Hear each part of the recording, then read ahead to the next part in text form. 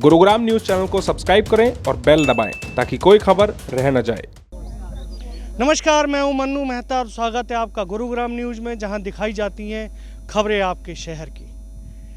Middle class family और lower middle class family के लिए सरकार ने एफोर्डेबल हाउसिंग स्कीम तो निकाल दी है, लेकिन ये स्कीम आज इन फैमिलीज के लिए कितनी दुखदाई साबित हो रही है, इसका एक नज़ारा देखने को मिला है गुरुग्राम के सेक्टर 109 में, जहां पर OSB एक्सप्रेसवे टावर्स के नाम से सोसाइटी बनाई गई है और इसके बिल्डर हैं ओशियन 7 बिल्डटेक प्राइवेट लिमिटेड, जिन्होंने इस सोसाइटी में 11 टावर बनाने हैं और लगभग 1089 यानी कि 1089 फ्लैट 1 BHK और 2 BHK यहाँ पर अलॉट किए गए हैं।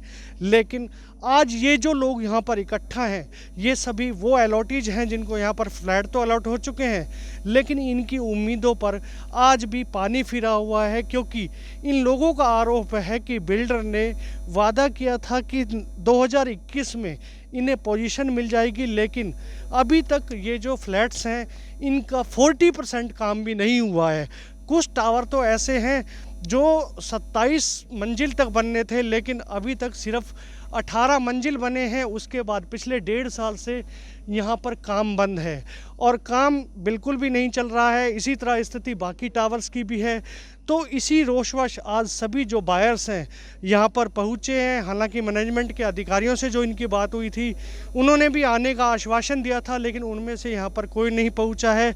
आइए बात करते हैं इन सभी बायर्स से कि आखिर आज क्या वजह है कि इन्हें रोष प्रदर्शन के लिए यहाँ पर इकट्ठा होना पड़ा है। हालांकि अभी जो समय है वो नवंबर में इनको हैंडओवर करने का बिल्डर के द्वारा किया जाना था, लेकिन इन्हें नहीं लग रहा है कि नवंबर तक ये समय ये टावर्स पूरे हो पाएंगे और इन्हें इसी पोजीशन मिल पाएगी। तो आइए बात करते हैं। मैम, सबसे पहले तो ये बताइए कि आज आप लोग इकट्ठा हुए हैं, क्या वजह है? बिल्डर्स की तरफ से ऐसी क्या आपको प्रॉमिस किया गया था जो पूरा नहीं हो पा रहा है? जी, हम लोग यहाँ पे आज इसलिए इकट्ठा हुए हैं कि हमें ये लग रहा था, क्योंकि नवंबर में जब हमें पोजीशन मिलने वाला है तो हमारी ये आशा होती है कि कम से कम 60-50% काम हो गया हो, पर यहाँ पे देख के हमें लग नहीं रहा है। हर महीने हम ये उम्मीद रखते हैं कि हमें कुछ प्रोजेक्ट का स्टेटस के बारे में कुछ पता चले, जो कि हमें नहीं पता चलता है। 1 साल पहले भी हम बिल्डर से मिले थे, कुछ पता नहीं चला। 21 मार्च को होली से पहले भी हमने उनको पर्सनली रिक्वेस्ट किया था कि आप जो है कम से कम प्रोजेक्ट का स्टेटस बताइए। उन्होंने ये बोला कि हम आपको प्रोजेक्ट स्टेटस नहीं बताएंगे और हम गवर्नमेंट को ही बताएंगे, आपसे जो हो सकता है कर लो, आपको या आपको लगता है आप केस कर लो, पर हम आपको नहीं बताएंगे, तो आप हमें स्टेटस पूछना भूल जाओ। तो हैरानी की बात यह है कि बिल्डर्स आज ये कहते हैं कि वो इनको स्टेटस नहीं बताएंगे, और इन लोगों के आरोप अभी यहीं तक नहीं बने कि सिर्फ 109 सेक्टर में ये सारी धांधलेबाजी हुई है, बल्कि इनका ये भी आरोप है कि बिल्डर्स के 2 प्रोजेक्ट और सेक्टर 69 और 70 में भी जारी हैं, और बिल्डर जब इन यहाँ एक प्रोजेक्ट को पूरा नहीं कर पा रहे हैं तो और प्रोजेक्ट की परमिशन हरियाणा रेरा द्वारा उन्हें किस तरह से दी जा रही है, क्योंकि जब एक प्रोजेक्ट ही पूरा समय पर नहीं हो पा रहा तो ऐसे में जो टाउन एंड कंट्री प्लानिंग विभाग है उन्हें दूसरे प्रोजेक्ट की परमिशन नहीं देनी चाहिए थी। कुछ और लोग भी इस समय हमारे साथ जुड़े हैं। सर, कब आपने इस पे अप्लाई किया था और इसके लिए कब अलॉटमेंट लेटर हुआ था और क्या वादे आपसे किए गए थे? मेरा 1 BHK है। उसमें क्या था कि 2016 में मैंने वो किया था ड्रॉ, इसका 17 में आई थिंक आया था, मार्च में, फेब या मार्च में आया था।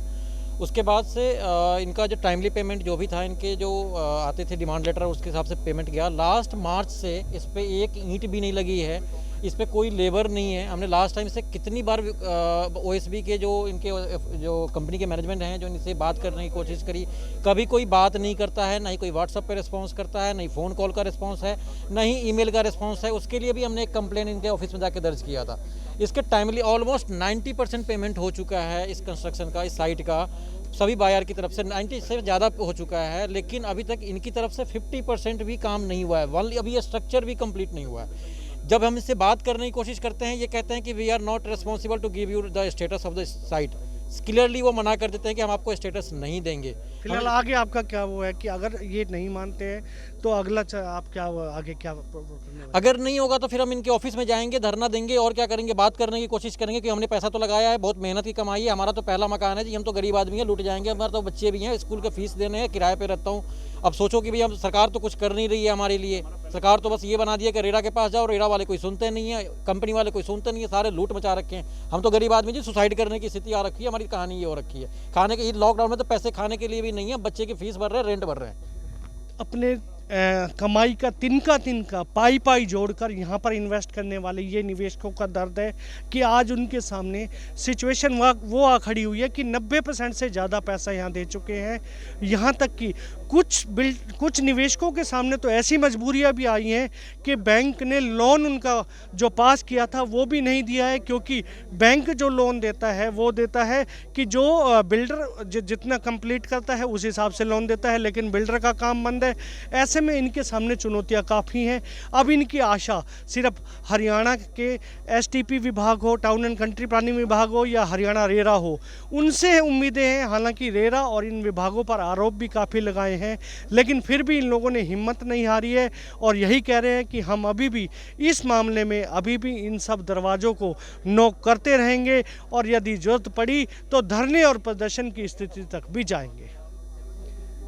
आपको हमारी खबर कैसी लगी हमें कमेंट करके अवश्य बताइएगा और इस खबर को ज़्यादा से ज़्यादा शेयर भी कीजिएगा ताकि ज़्यादा से ज़्यादा लोगों तक सही जानकारी सही समय तक पहुंच सके। नमस्कार।